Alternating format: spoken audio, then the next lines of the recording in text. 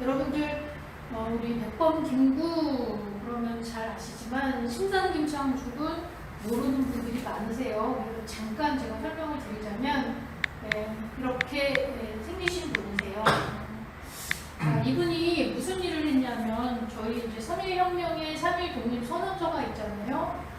그런데 지금 이 독립선언서는 조선 500년이 일본에게 나라를 빼앗기고 다시 나라를 찾는 일을 상징적으로 보여주는 선언서거든요.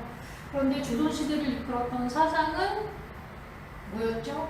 유교였잖아요. 그런데 이 선언서를 발표를 하면서 변절한 사람들도 있다라고 이야기를 하긴 하지만 어쨌든 이 33명은 당시에 목숨을 걸고 자기 이름을 여기다가 거는 거거든요. 그런데 이 당시에 기독교인이 16명, 천도교가 15명, 불교가 2명, 우리 유학을 공부한 사람들은 한 사람도 없었어요. 조선 500년을 뺏겨서 다시 찾는다고 하면서 여러 가지 사정이 있긴 하지만 아무튼 요 시기에 그 신산 김창숙이라고 하는 분은 유학자예요. 양반 집에 태어나서 자연스럽게 유학을 공부했던 그분한테 연락이 오기는 했대요. 서울에서 중요한 일이 준비되고 있으니 얼른 서울로 올라와라. 고향이 성주예요. 경상북도. 그래서 올라오려고 했는데 그때 마침 어머님이 몹시 아프셨어요. 옛날 우리 유교에서는 춤과 효를 중요시하기 때문에 부모님이 아프시면 그 곁을 지켜야 돼요. 그래서 어머님이 어느 정도 나아지셔서 부지런히 서울로 쫓아 올라왔더니 그게 바로 1919년 3월 1일이었어요. 그래서 아무도 이름을 못 건 이 상황이 너무 부끄러웠어요. 그래서 그래서 우리 1919년에 무슨 일이 있었냐면 여러분들 파리강화 회의라는 거 들어오셨죠. 2차 세계대전 끝나고 전쟁을 정리하는 회의를 할 때 이때는 우리 임시정부가 생기기 전이기 때문에 각 독립운동 세력들이 그 파리강화 회의에 여러 의견들을 냈어요. 우리의 독립을 도와달라 등등. 그래서 김창숙 선생님을 중심으로 그 유학자들이 프랑스 파리로 보내는 긴 편지 이 운동을 해요. 파리장소 운동. 그랬는데 이 파리장소 운동을 할 때 1919년 김창숙 선생님의 나이가 41살이었어요.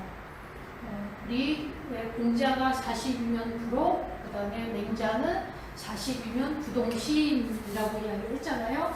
근데 김창숙 선생님이 이 파리장소 운동을 하면서 3.1운동 때 33명이 목숨을 걸고 이름을 걸었던 것처럼 파리장소에도 137명이 정말 어떻게 될지 모르는 상황에서 엄중한 그 상황에서 자기 이름을 거는 거거든요. 그래서 내가 이 파리장소 운동을 하면서 이 일을 끝까지 잘 이룩할 거야 라고 그런 결심의 표시로 호를 바꿔요. 옛날에는 어른들이 중요한 일을 할 때는 이름을 바꾸거나 호를 새롭게 짓거나 그래서 이때 지은 호가 심산이에요. 그래서 심산은 지금 우리 맹자가 얘기했던 40부동신 김창숙이 41살 내가 독립운동을 하려고 굳게 먹은 마음을 움직이지 않을 거야 라는 의미에서 맹자의 부동심을 가지고 와요. 그래서 여기 심은 움직이지 않는 마음 그랬는데 그 움직이지 않는 정도가 산처럼 움직이지 않는 마음. 그래서 심산이라고 하는 호를 새롭게 짓습니다. 그래서 우리 심산이라고 하는 뜻은 산처럼 움직이지 않는 마음입니다. 그리고 오늘 나중에 편집해 주세요. 나중에 제가 이렇게 에코백을 선물로 드리려고 준비를 해왔어요. 심산, 산처럼 움직이지 않는 마음. 근데 이 김창숙의 활동 중에 여러분도 잘 아시는 나석주 의사 이거를 뒤에서 자금도 들고 계획도 진행을 해요. 잘 아시는 것처럼 우리 나석주 의사는 식사은행 동양척식 주식회사에 폭탄을 던지고 현장에서 일경에 붙들리지 않으려고 자결을 하셨던 분이세요. 그런데 그 당시 우리 나석주 의사에게는 부모가 있었고 아내가 있었고 아들이 셋에 딸이 둘이 있었다. 그랬는데도 나라 찾는 일에 자기 목숨을 내놓을 수 있었다. 우리 식사은행이 우리 명동에 가면 롯데백화점 있잖아요. 이 롯데백화점 자리가 식사은행이에요. 그리고 동척은 KB 하나은행이 있는 이 두 곳에다 폭탄을 던졌는데 폭탄이 터지질 않죠. 왜냐하면 여러분들 혹시 밀정이라는 영화 보셨는지 모르겠는데 밀정에서 관건은 뭐냐면 국외에서 폭탄을 국내로 안전히 들여오는 거. 그를 꼬라고 해서 일본 놈들이 굉장히 경계를 엄히했거든요. 그래서 나석조 의사도 중국에서 폭탄을 준비해서 국내로 들어오기 위해서 몇 달이 걸리는 동안에 폭탄의 문제가 생겨서 결국은 폭탄이 터지지 않아서 일병과 이게 명동 한복판이잖아요. 여기서 총격전을 벌이다가 나중에 총알도 떨어지고 그렇게 되면서 붙들리지 않으려고 자결을 하셨던 그 뒤에 자금과 계획을 했던 분이 바로 김창숙 선생님이세요. 이분은 나중에 26년에 나석조 의사 이거를 주도를 했고 28년이 되면 상해에서 붙들려 들어와요. 그래서 일본 경찰에게 특히 정기고문을 그렇게 심하게 받으셨대요. 그래서 안진뱅이가 돼요. 나중에는 혼자 일어서지 못하는. 그래서 요 시기에 호를 하나 또 새롭게 지어요. 그 호가 벽공. 벽은 안진뱅이라는 뜻이고 옹은 늙은이, 나는 안진뱅이 늙은이다라는 호를 짓는데 이 와중에 큰아들, 작은아들이 19살, 31살 나이에 일본 독립운동을 하다가 큰아들은 가족들이 보는 앞에서 일본 경찰에 매를 맞고 죽고 19살 나이에, 그다음에 둘째 아들은 일본 경찰에 쫓기는 신세가 돼서 중국으로 보냈더니 1945년 10월 10일 날 돌아가셔요. 그래서 31살 나이에 임시정부 요인들이 헌국을 할 때 그 아들의 일부를 들고 들어왔다.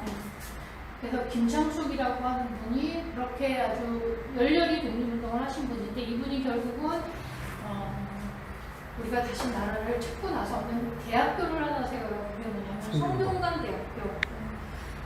성균관이 교육기관이기도 했잖아요. 그랬는데 일제강점기에 이 단체가 이름도 바꾸고 경화원이라고 그러면서 친일 단체가 되거든요. 그래서 김창숙 선생님이 성균관을 원래 모습으로 만들어 놓고 성균관 대학교를 만드시게 되는 거예요. 그래서 성균관 대학교 졸업식에는 보면 이렇게 김구 선생님이 참석하시고 했어요.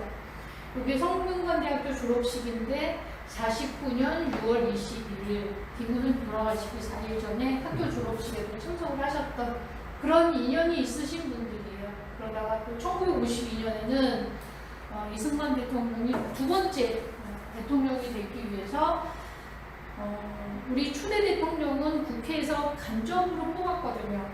그랬는데 이 당시에 국회가 자기 마음대로 될 것 같지 않으니까 이거를 직접 선거로 바꾸기 위해서 여러 가지 일을 벌일 때 그거를 반대하기 위해서 이 노구의 김창숙 선생님이 국제불합부라고 하는 곳에서 그 계엄 반대하는 그 성명서를 발표하려고 하다가 이렇게 정치 깡패들한테 맞아서 피를 흘리시기도 하신 그런 분이 김창숙 선생님이세요.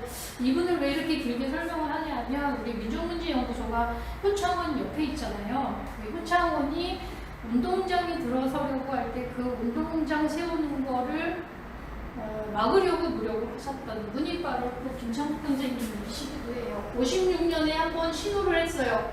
그래서 공병대에서 이렇게 불호도자를 갖고 와서 효창원을 막 밀 때 이 불호도자 앞에 누워서 막아낸 게 김창숙 선생님인데 결국은 59년에 다시 운동장을 짓는 걸 시도를 해서 결국은 운동장이 세워지게 되는 거죠. 59년 11월 14일에 운동장 세우는 거 안 된다라고 반대를 했는데 바로 여기 계신 분이 김창숙 선생님이고 그로부터 날짜가 어떻게 되나요? 14일, 27일, 13일 만에 결국은 효창운동장 기공식을 하면서 이렇게 효창운동장에 들어섰던 거예요. 그래서 우리 민족문제연구소가 이 효창운동장 없애는 일에 관심을 좀 많이 가져줬으면 우리 회원들이 이거를 좀 잘 알고 주변에 널리 알리는 그런 일을 좀 해주셨으면 좋겠어요. 거기다가 이 효창원이 또 순환을 당해요. 운동장이 만들어지고 나서도 심지어는 여기에 묻혀 계신 분들을 저기 소상릉이라는 곳으로 옮기기 위해서 자리도 만들어 놓고 길도 다 닦아 놓고 이러다가 결국은 유족들이 반대를 해서 옮기질 못했거든요. 그 와중에 효창원 옆에다가 골프장을 만들려고 하는 시도까지 했었어요. 그렇게 효창원이 순환을 당했던 그거를 막으려고 했던 분이 또 김창숙 선생님이기도 하셔서 제가 좀 길게 설명을 드렸습니다. 이게 1945년 지도예요.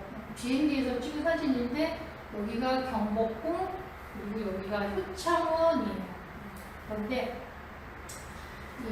이제 의령원이라고 하는 것은 정조의 형님이에요. 일찍 죽은.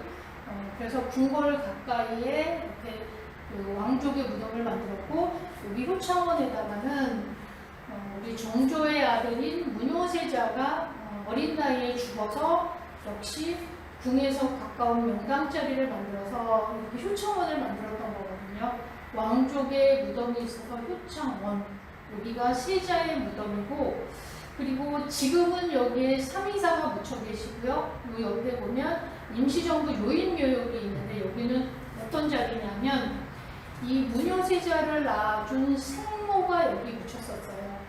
그리고 문효세자로 보자면 제수가 되는 분이 수기박씨라고 하는 분이 묻혔었고 거기에 또 조카가 묻히고 지금 임정요인 세 분이 묻힌 것처럼 이 당시에도 여기는 세 분이 묻혔던 자리이기도 해요. 그래서 우리 부천지구 회원들 되시는 분들은 우리 효창원에 대한 관심도 많이 가져주시더라고요. 그래서 지금 현재 보면 지금 우리나라에는 현충원이 굉장히 여러 곳에 있어요. 서울, 대전, 4.19, 5.18 등등을 다 이제 그 국립현충원으로 보는 거거든요. 그런데 그 어디에도 현충원 안에 이렇게 운동장은 없어요. 왜냐하면 여기는 선녀들의 묘역이 있는 곳이어서 이렇게 운동을 하는 전혀 이질적인 시설이 들어갈 수 있는 공간은 아닌 거거든요. 그래서 1946년에 삼이사가 묻히고 48년에 임정요인이 묻히고 49년에 김구선생님이 묻히고 그다음에 59년에 운동장이 들어서고 박범기념관이 2002년에 세워진 그런 사연을 안고 있는 곳이어서 이 효창원을 제 모습으로 만들어야 된다 그랬을 경우 가장 관건이 운동장이 묻혀집니다.